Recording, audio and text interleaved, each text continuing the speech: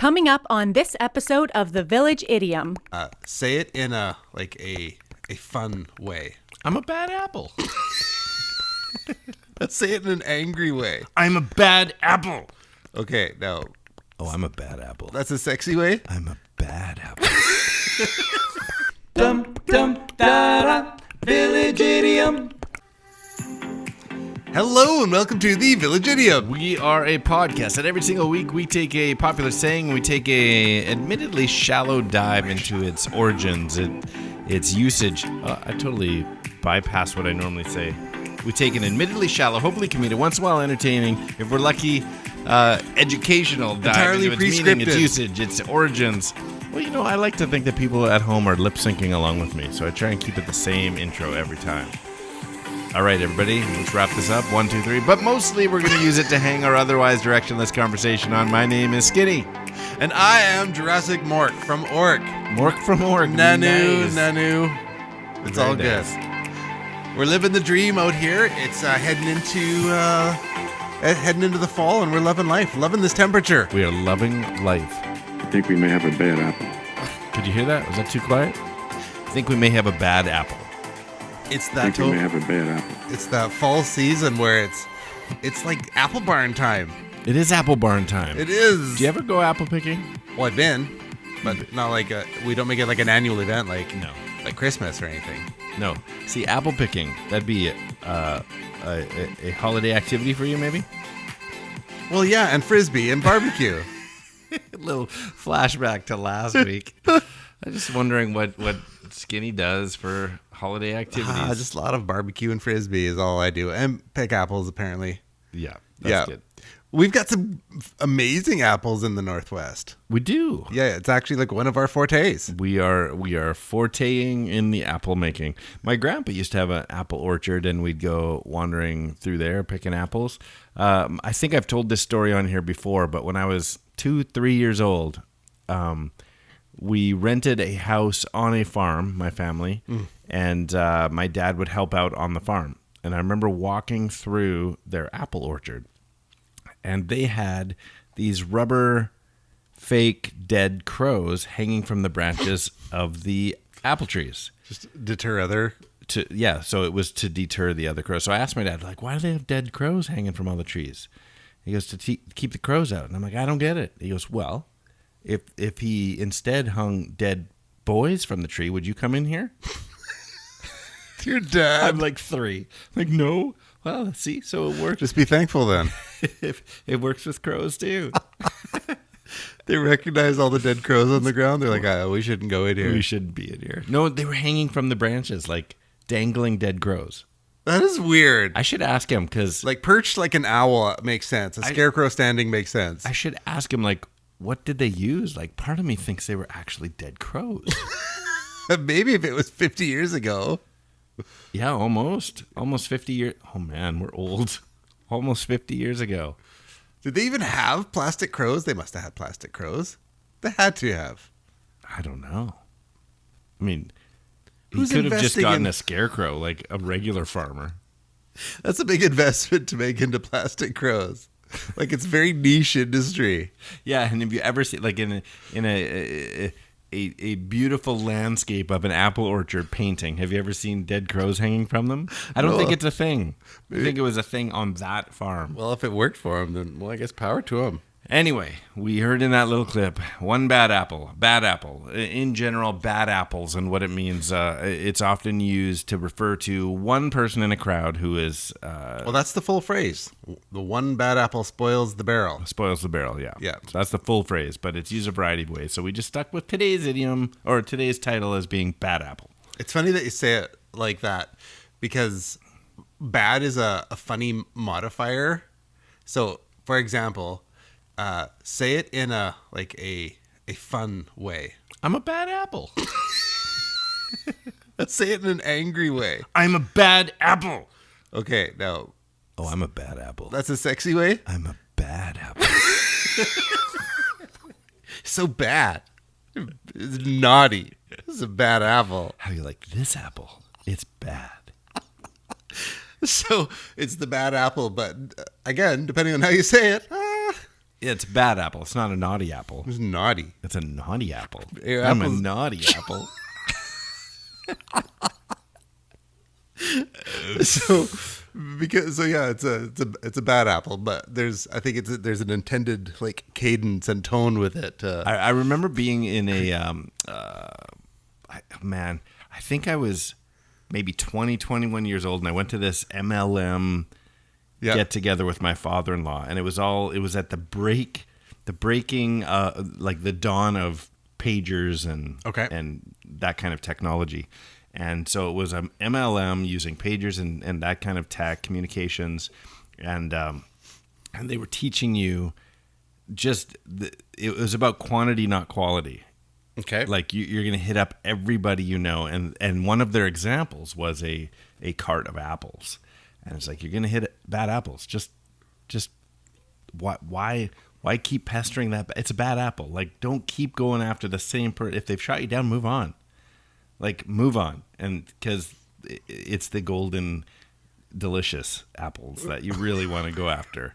And it was interesting because life throws actually Gravensteins at you every once in a while. It's not what this idiom is about, but it has stuck with me. Like, I'm not in sales, but it's always stuck with me. It's where the it's wrong like, usage of the idiom, though. It is. Like, he's saying the whole cart is bad apples, and there's only one good one.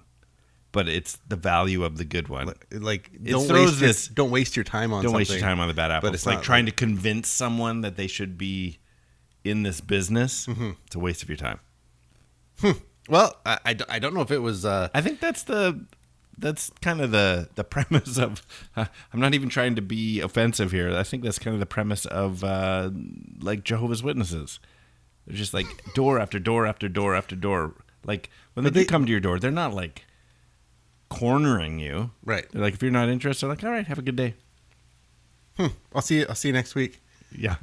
Jotting down in their little book as they walk away. Maybe. Yeah. Anyway, Send bad in different apple people. is one bad apple spoils the barrel. So there is some truth to that the chemicals that a bad apple, a rotting apple, gives off can rot other apples. So we'll get into that and the origins. I did come across a kind of a limerick, a bad apple. Kind of a limerick, or it is a limerick. It struck me funny. It's one of those little like 5, 7, 5. There once was a band from Seattle. Here we go. There was a young lady from Clyde who ate a bad apple and died. The apple fermented inside the lamented, making cider inside her insides. Making cider inside her insides. That's a great final line. Isn't that the best? That's great. That final line snapped it for me. I was like, I got to tell him that one. Yes. Yeah, so it's... he spied her, man.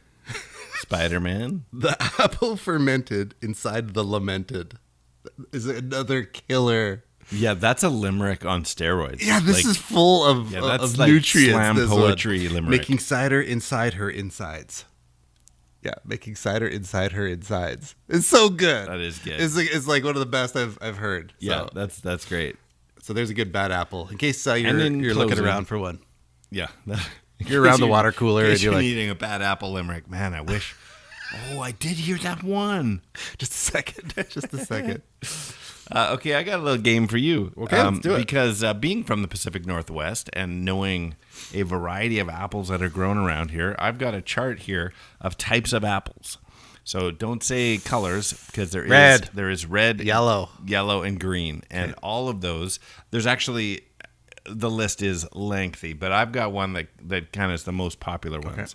And I know your eyes are too blurry to read my screen, so I won't get into it. I can probably name 6 to 10. I've got 15 reds, 4 greens, 4 yellows, and we'll just see. We'll put you up against the clock here. Oh, here we go again. Just name. Hey, who's a moron? Let's see how many you can guess. Just go. Okay, there, because a Gravenstein is an apple. Okay. A Fuji, a Gala, Red and Delicious, Granny Smith, a Macintosh. Did I get into the Fujis yet? You said a Fuji. Probably.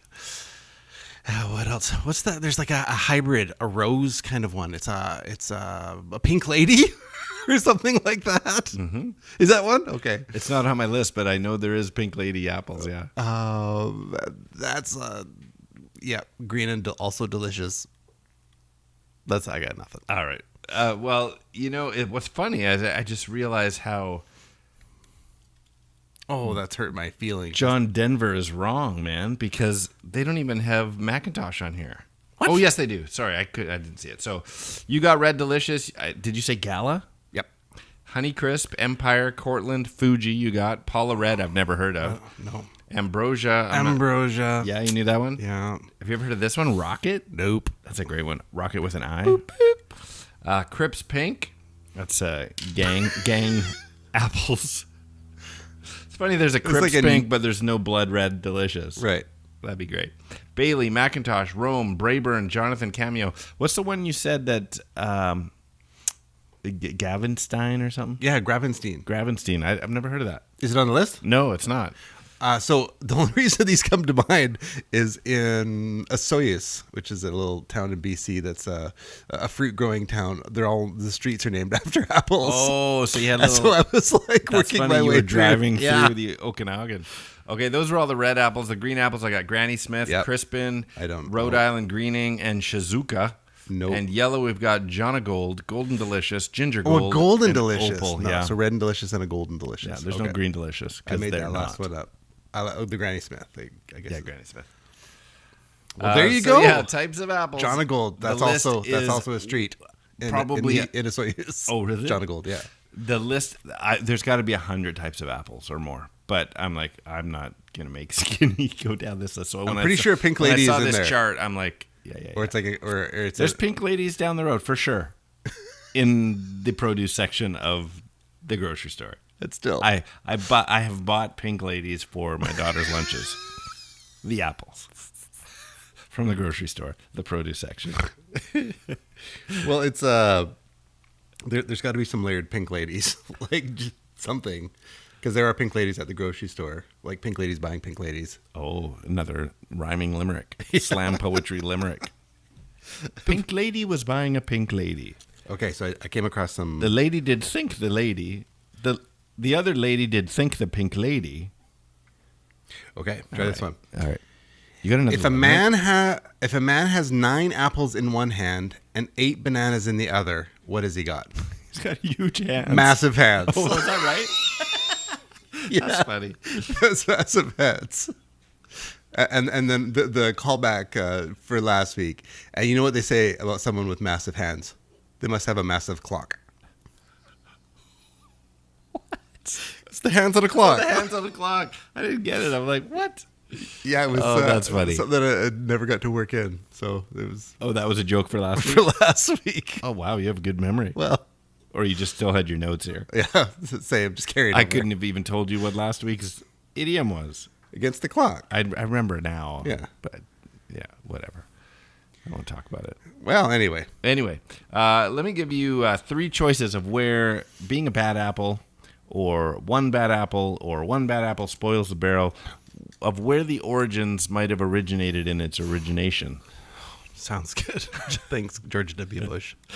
1, it came from farmers markets, plain and simple. Number 2 came from torture/stockades. 3 came from it's as old as apples itself, this idiom. I'm going to go with 3. It's as old as apples. It's as old as apples itself. Yep, and it's that one bad apple just leaches out onto the next one. Wrecks the whole thing. Let's find out where this came from. Well, let's get into this. Where'd they go? Where'd they go? No one can know. I turned around, I looked behind. Those words came from another mind. Origin. Another great little guitar solo. Our listeners wouldn't even know that just prior to hitting record, we were air guitaring the guitar solo of Beat It. It was a fantastic moment. And quickly, before we jump in, make sure we didn't talk about this last week. Message us out for, we've got a couple hundred of these are stickers. They're fun. I put one on my phone case, the Village Idiom podcast stickers. Go and do Go out and do one of those Paul Schaefer's. Message. Throw the sticker at the Sure or David Letterman. Let's see. You know how he throws it and then at a glass. Smashing of. Well, close enough. I'm no David Letterman. Well. Anyway, origins. Where did this come from? This came from. Well, you're exactly right. You're really good at the guessing game. It makes me think you do some research. It's as old as apples itself. Yeah, like Well, the first one said it was from a farmer's torture market. / stockades. That didn't even pique your interest. I Like couldn't. throwing rotten fruit at the guy in the stockades. I didn't think at all about that. You're I'm like I I don't actually know thought how, it was a throwaway. how many it was. That's what I mean, at the stockade. No, I didn't even think of that. I'm like, that makes no sense whatsoever. Whatever Oh. that is. Like I couldn't make Maybe an I should have immediate added connection. something to it. Anyway, the bad apples metaphor originates from the proverb, as we've said, a rotten apple quickly infects its neighbor. Well, no, we didn't say that. That's the original phrase. A rotten apple quickly infects its neighbor. First recorded, in English anyway, in 1340. Wow. I know. The proverb was rephrased by none other than Benjamin Franklin in his Poor Richard's Almanac, which we've talked about in the past. He had a regularly published almanac under Poor Richard as the name, but everyone knew it was Benjamin Franklin, and a lot of like tongue-in-cheek stuff and random things, but often idioms.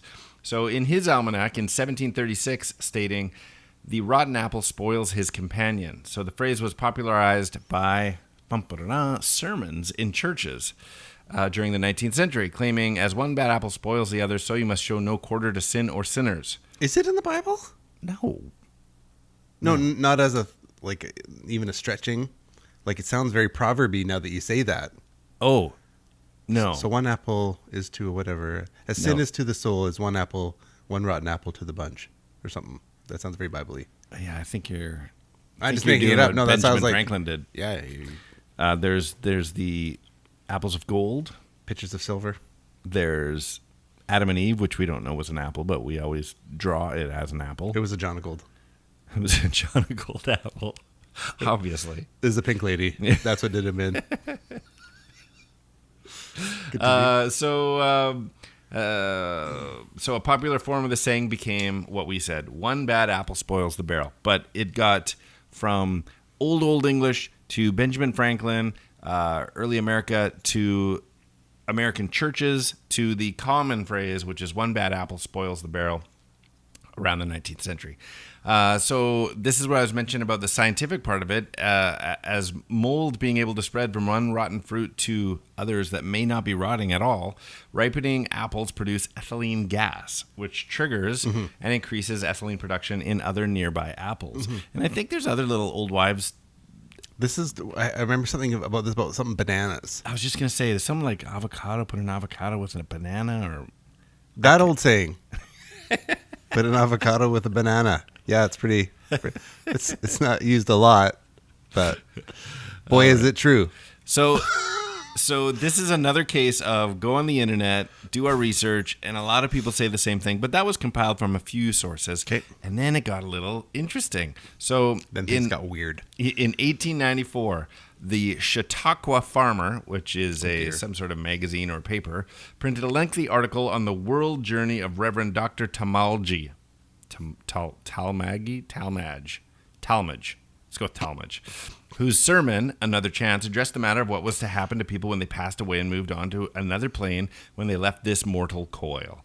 The one chance given in life, according to Dr. Talmage, was the last chance given before the verdict would be rendered on each of our earthly lives. There was no reversal of judgment in the next world. According to him, in his sermon, there was no hope of an opportunity to correct the mistakes of this life in the afterlife. His sermon stated in part, here's the quote: "The entire kingdom of the morally bankrupt by themselves, where are the salvatory influences to come from? Can one speckled and bad apple in a barrel of disease apples turn the other apples good?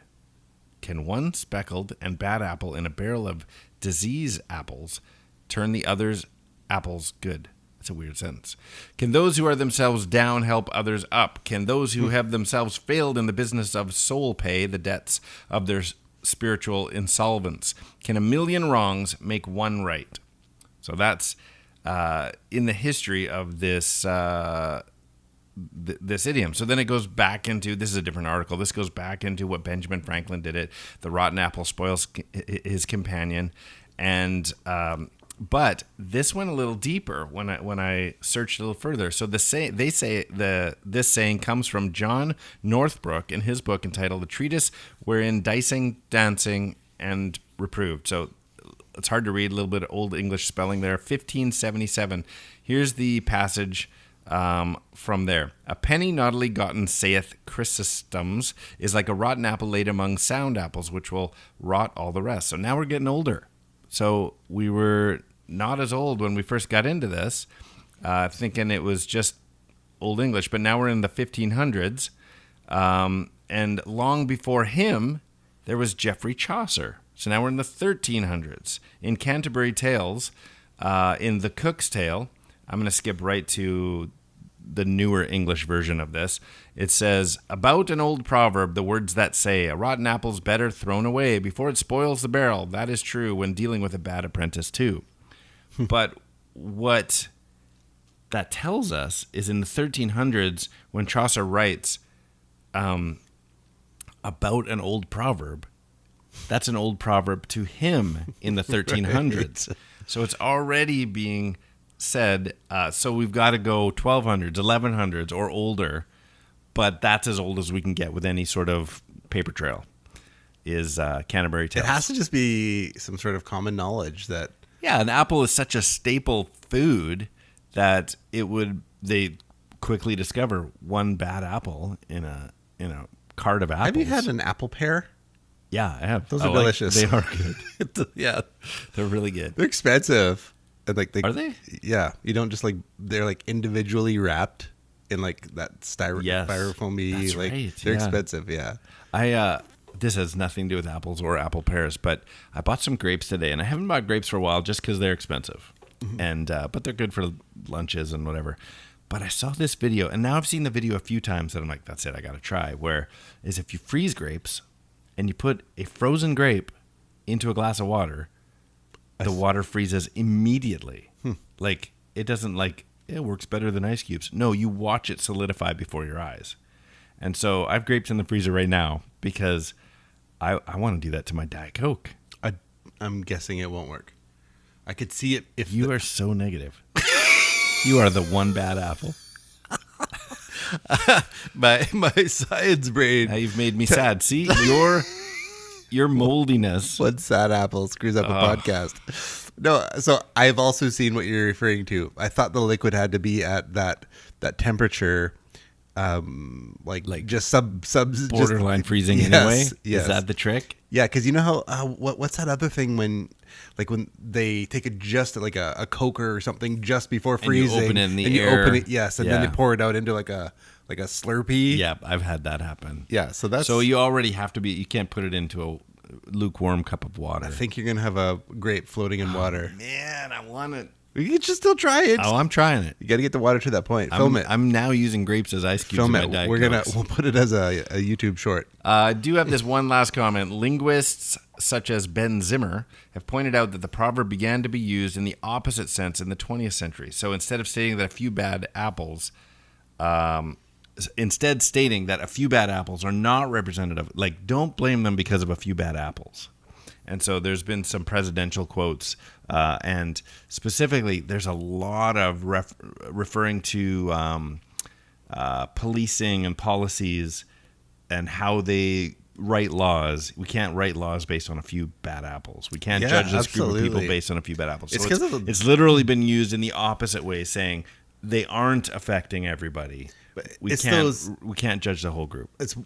It's because of those people. Those folks, the bad apples, that all there's crappy signage about you can't do this, you can't do that. It's because one idiot sat on a fence and fell backwards, right, and then fell into the raging bull arena. It's we can't put these stickers on every vending machine because of one bad apple, right? Yeah, exactly. Then everyone's gonna do it. So then there's signs: no stickers on vending machines. Did you know that B.A. Baracus in the A team, B.A. stood for bad apple? I was going to guess bad attitude. It was bad attitude. Oh, was it? Yeah, you're right. Oh. Which I always thought was funny even then as a, 12-year-old. Because when they first said, what does BA stand for? I was like, oh, they're going to say a bad word.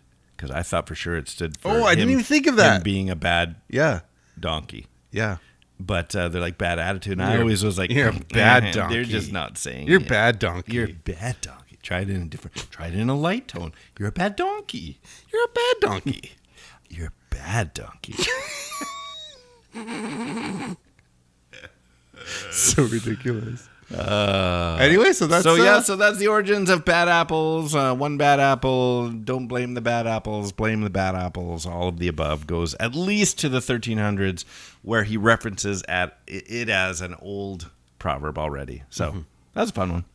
You didn't even comment that I'm wearing my Apple shirt today. Oh, is that why you're wearing red? Yeah. I was gonna call you Red Delicious earlier, Oh, wow, you're red. or a pink lady. Well, Are you going to the gala after this? those jokes are John of gold. I'd like to see you climb Mount Fuji. You're a bad apple. You couldn't climb Mount Fuji. You're more like Granny Smith. All right. That's good. I enjoyed it. Did you? Yeah, it's Good. fun putting all that together. We should head into the home stretch. Take these folks home. All right. Well, Riddling is a game we like to play. It takes a two-part trivia-based question and requires, nay, demands a two-part but overlapping answer. So, for example, oh, shoot, I don't even know if I have this here because I had to switch it up last week. Okay. Well, I'll use the one I gave you because I can't remember what one we left everybody with. It was like totally like one portion of Cryptic, time, wasn't it? It was. Oh, yeah, it was... oh, man, this contest... so the answer was time and time again and against the clock. Time and time again. Time and time against the clock. Okay. Which I was proud of because they both have to do with time. And the only one I have written down here is against the clockness monster. Okay. But that is... Still, you get the idea of how to play. And so... Well, not really, but that's okay. Just so you'll have to watch another episode to figure I've it out. got a couple for today. I hope you don't have mine because I don't have any bonus I ones also today. have a couple. I think I should be okay with these ones. Okay, you ready? Yeah. The famous Apple is a Star Wars location where Luke meets Biggs. This is great. Hashtag deleted scene. Do it again. Okay. The famous Apple is a Star Wars location where Luke meets Biggs. Hashtag deleted scene. This is one of my favorite ones you've ever done. It's so geeky right now. So it's got to be Macintosh Station. Yes. So did you ever see, do you follow Mark Hamill on anything? No. So I don't know where he was. It almost looks like he's in Europe somewhere. Well, Tunisia is where all those sets are. No. He's at a gas station. Okay. That is, it's not spelt the same, but it says Tashi. That's and he's great. holding 2 car batteries.